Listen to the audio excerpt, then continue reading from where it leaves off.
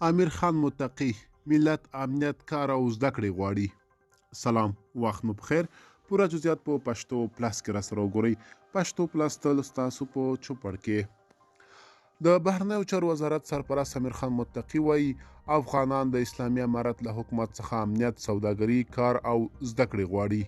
هغه زیاتوي ملت نن خدمت غواړي، ملت له تاسو امنیت، سوداګري، کار او زده کړې غواړي.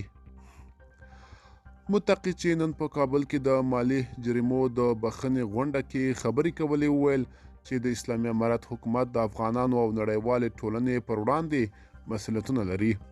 د بهرنیو چارو وزارت ټینګار کړی چې اسلامي امارت خپل ډیری مسؤلیت سرته رسولی او په وینا یې د ټولو مسؤلیتونه ادا کولو ته ژمن دی. نوموړي زیاته کړې چې اسلامي امارت خپل مسؤلیتونه پیژني او شپه او ورځ د شته ستونزو د حل لپاره هڅې کوي. امیر خان متقي داسې مهال د کار او زده کړو په برخه کې د خلکو پر غوښتنو ټینګار کوي چې اسلامي امارت په تیرو شاوخوا یوه اونۍ کې نه یوازې پوهنتون ته د نجونو پر تګ بندیز ولګاوه، بلکې په کورنیو بهرنیو نادولتي موسسو کې هم د ښځو کار وځنډاوه. ملګرو، دا به زموږ چمتو شوی ویډیو. که د ویډیو په اړه څه نظر لرئ کومنټ کې راسره ولیکئ.